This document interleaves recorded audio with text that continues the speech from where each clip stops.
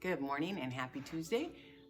We are going to get started with our pledge and our motto. I hope things are going well on this spring break for you guys. So let's get going with this, and then we'll get into James and the Giant Peach and figure out that song that centipede sang. You can see the flag over there.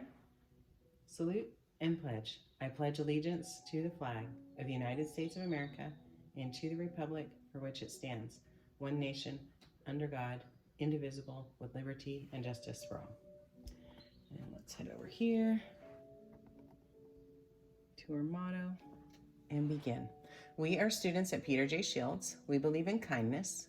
We are responsible. We are persistent. We are respectful. We are bucket fillers. We drop acts of kindness into everything we do.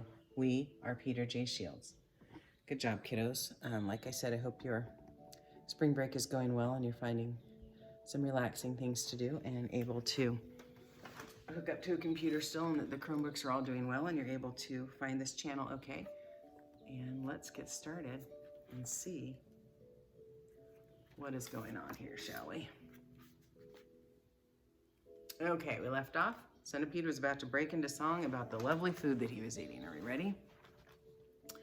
I've eaten many strange and scrumptious dishes in my time, like jellied gnats and dandyprats and earwigs cooked in slime. And mice with rice, they're really nice when roasted in their prime, but don't forget to sprinkle them with just a pinch of grime.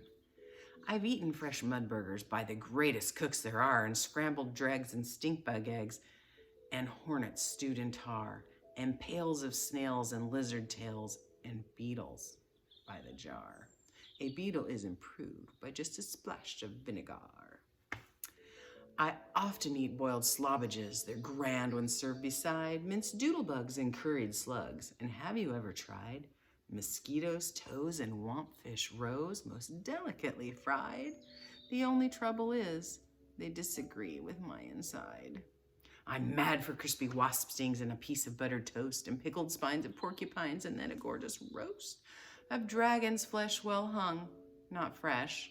It costs a buck at most, and comes to you in barrels if you order it by post. I crave the tasty tentacles of octopi for tea. I like hot dogs, I love hot frogs, and surely you'll agree, a plate of soil with engine oil is a super recipe. I hardly need to mention that it's practically free. For dinner on my birthday, I shall tell you what I chose. Hot noodles made from poodles on a slice of garden hose. A rather smelly jelly made of armadillo toes.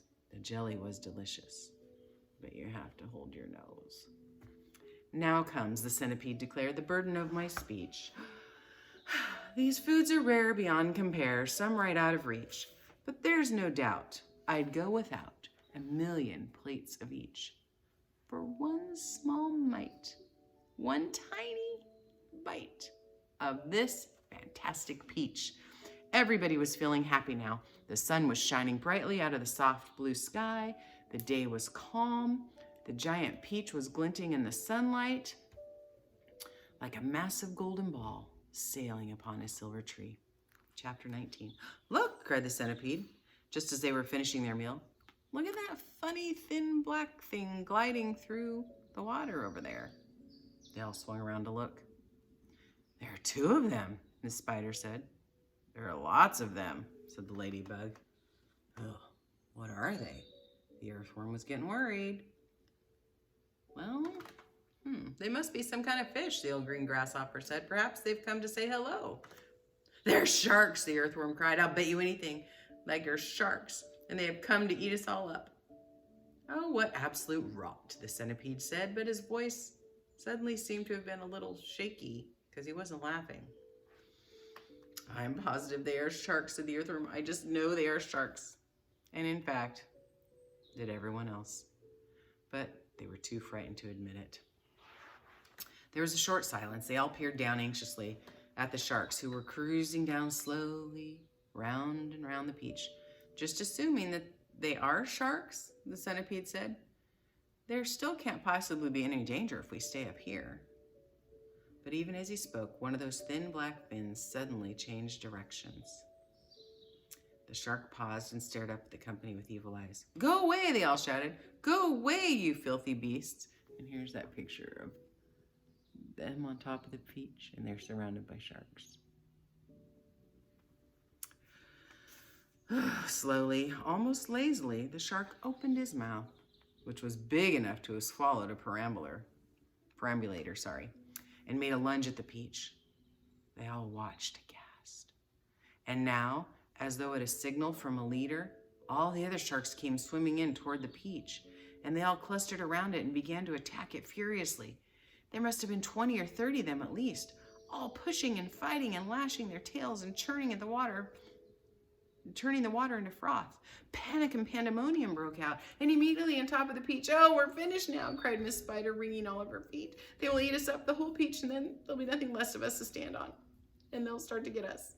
"She's right," the ladybug said. "We are lost forever." "Oh, I don't want to be eaten," wailed Earthworm. "But they will take me first of all, because I'm so fat and juicy and I have no bones." "Is there anything we can do?" asked the ladybug, appealing to James. "Surely you can think of a way out of this." Suddenly, they were all looking at James. "Think," begged Miss Spider. "Think, James, think." "Oh, come on," said the centipede. "Come on, James, there must be something we can do."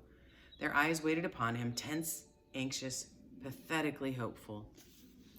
"Well, there is something that I believe we might try," James Henry Trotter said slowly. "I'm not saying it'll work." "Tell us," cried the earthworm. "Tell us quick."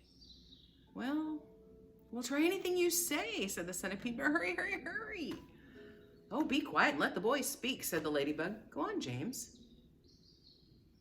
They all moved a little closer to him. There was a longish pause. "Go on," they cried frantically. "Go on."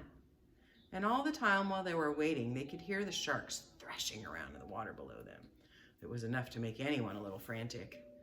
"Come on, James," the ladybug said, coaxing him. I'm afraid it's no good after all," said James, murmuring and shaking his head. "I'm terribly sorry. I forgot, we don't have any string. We'd need hundreds of yards of string to make this work." "What sort of string?" the old green grasshopper said sharply. "Well, any sort, just as long as it's strong." "But my dear boy, that is exactly what we do have. We've got all you want." "How? Where?" "The silkworm," cried old green grasshopper. "Didn't you ever notice the silkworm? He's downstairs. He never moves. He just lies there sleeping all day long, but we can easily wake him up and make him spin." "And what about me, may I ask?" said Miss Spider. "I can spin just as well as any silkworm. Once more, I can spin patterns." "Can you make enough between you two?" James asked. "Well, as much as you want." "And quickly?" "Well, of course, of course." "And it would be strong?" "The strongest there is. It's as thick as your finger." But why? What are you going to do?" "Well, I'm going to lift this peach clear out of the water," James announced firmly. "You are mad," cried the earthworm. "It's our only chance." "Ah, the boy's crazy. He's joking." "Go on, James," the ladybug said gently. "How are you going to do it?" "Skyhooks, I suppose," jeered the centipede. "Seagulls," James said calmly. "The place is full of them. Look up there." They all looked up and saw a great mass of seagulls wheeling around the sky. "I'm going to take a long silk string," James went on, "and I'm going to loop one end of it around a seagull's neck, and then I'm going to tie another at the other end of the stem of the peach." He pointed to the stem of the peach, which was standing up like a short, thick mast in the middle of the deck. "Then I'm going to get another seagull and do the same thing again, and then another and another." "Ridiculous," they all shouted. "Absurd, poppycock, balderdash, madness." And the green grasshopper said, "How can a few seagulls lift an enormous thing like this up into the air? And all of us as well. It would take hundreds, thousands." "Well, there's no shortage of seagulls," James answered. "Look for yourself. We'll probably need 400, 500, 600, maybe 1,000. I don't know. I shall simply go on hooking them up until the stem until we have enough to lift us. They'll be bound to lift us in the end. It's like balloons. You give someone enough balloons to hold, really enough, then up he goes. And a seagull has far more lifting power than a balloon. If only we have time to do it. If only we are not sunk first by those awful sharks." You're absolutely off your head, said the earthworm. How on earth do you propose to get a loop of string around a seagull's neck? I suppose you're going to fly up there yourself and catch it? The boy is doughty, said the centipede. Oh, let him finish, said the ladybug. Go on, James. How would you do it?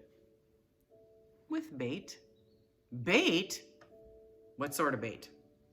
Well, a worm, of course. Seagulls love worms. Didn't you know that? And luckily for us, we have here the biggest, fattest, pinkest, juiciest earthworm in all the world. You can stop right there, said the earthworm sharply. That's quite enough. Go on, the others said, beginning to grow interest. Go on. The seagulls have already spotted him, James continued. That's why there are so many of them circling around. But they daren't come down to us to get him when the rest of us standing here. So this is what... Stop, stop, stop, cried the earthworm. I will not have it. I refuse. I... Be quiet, said the centipede. Mind your own business. I like that, my dear earthworm. You're going to be eaten. Anyway, so what's the difference does it make if it's sharks or seagulls? I won't do it. Why don't you hear what the plan is first, said the old green grasshopper. I don't give a hoot what the plan is, cried the earthworm. I am not going to be pecked to death by a bunch of seagulls. But you'll die a martyr, said the centipede. I shall respect you for the rest of my life. So will I, Miss Spider said, and your name will be in all the newspapers.